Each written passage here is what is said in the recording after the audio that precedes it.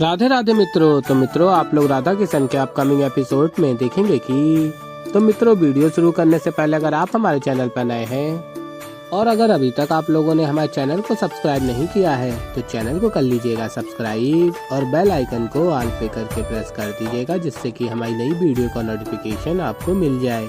तो मित्रों, आप लोग देखेंगे कि महादेव कृष्ण से मिलने जाते हैं और पूछते हैं, क्या हुआ आराध्य, आप चिंतित लग रहे हैं।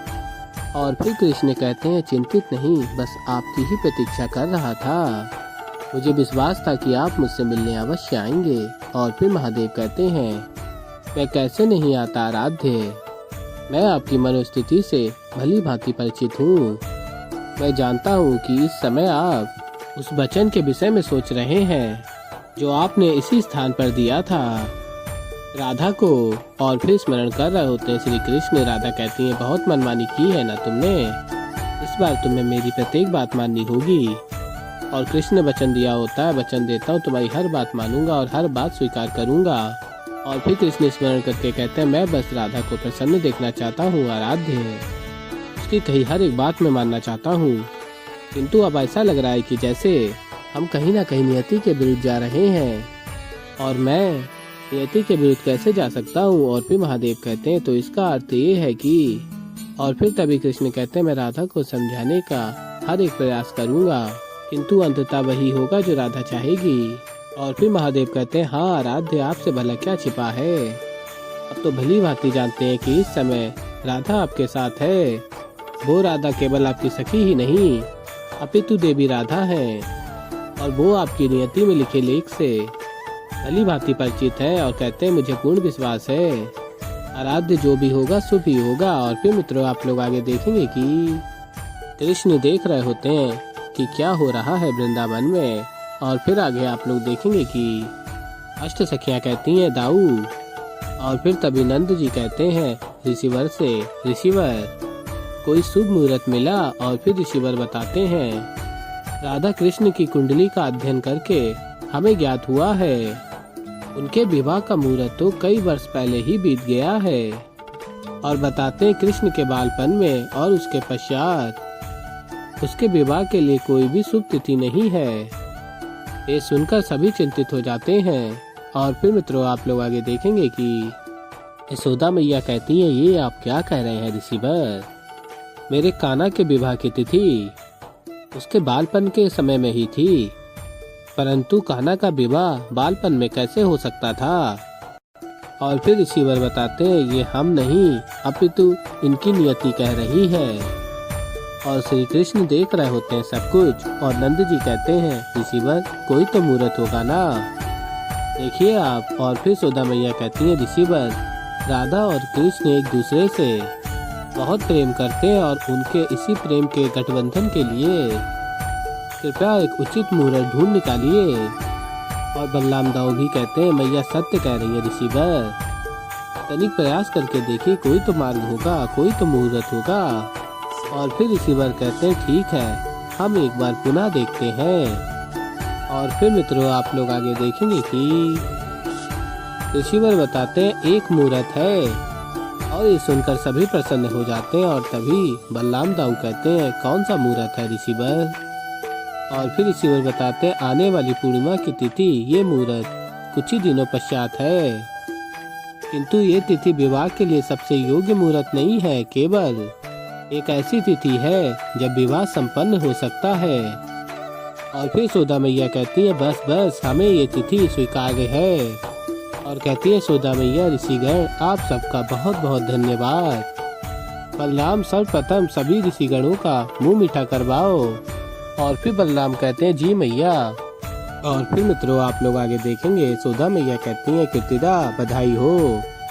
और फिर ये सब देखकर और सभी को प्रसन्न देखकर राधा कहती हैं, चलो सबसे योग्य ना सही, शुभ मुहूर्त तो निकला, अन्य सब कुछ तो मैं संभाल लूंगी, ये शुभ समाचार मैं कृष्ण को देकर आती हूँ। और फिर राधा कृष्ण के समक्ष जाती हैं और बलराम दाऊ ऋषिवर के लिए मिष्ठान लेकर आते हैं और कहते हैं, लीजिए ऋषिवर मुंह मीठा कीजिए। और सभी ऋषिवर मिष्ठान ले रहे होते हैं। और तभी बलराम दाऊ स्मरण करते हैं, राधा और कान्हा के विवाह के लिए कोई शुभ मुहूर्त नहीं निकला और इतनी कठिनाइयों से जो एक मुहूर्त मिला वो भी पूर्णता योग्य नहीं है। ये सब हो क्या रहा है। और फिर मित्रों आप लोग आगे देखेंगे कि कृष्ण को सभी कुछ ज्ञात होता है और तभी राधा आती है कृष्ण के समक्ष, कहती है कृष्ण, और कहती है राधा क्या हुआ कृष्ण, तुम्हारे मुख पर ये उदासी क्यों, और सबसे दूर यहाँ अकेले क्यों खड़े हो। और फिर कृष्ण कहते हैं बात ही कुछ ऐसी है राधे। और फिर कृष्ण राधा का हाथ पकड़ते हैं और कहते हैं मैं जानता हूँ कि मैंने तुम्हें वचन दिया है कि मैं तुम्हारी हर एक बात मानूंगा। मुझे इस बात का भी बोध है कि तुम्हारे हृदय ने हमारे विवाह के लिए अनगिनत स्वप्न बुन लिए हैं, परंतु। और फिर राधा कहती हैं परंतु क्या कृष्ण। और फिर कृष्ण कहते हैं तुम ही बताओ राधा, तुम्हें नहीं लगता कि हम नियति के विरुद्ध जा रहे हैं। और तभी राधा अपना हाथ कृष्ण के हाथों से हटा लेती हैं। और फिर कृष्ण बताते हैं यही कारण है कि हमारे विवाह के लिए कोई शुभ मुहूर्त नहीं मिल रहा है और कोई शुभ तिथि भी नहीं मिल रही है। और फिर राधा कहती है नियति से प्रीति नहीं बनती है कृष्ण।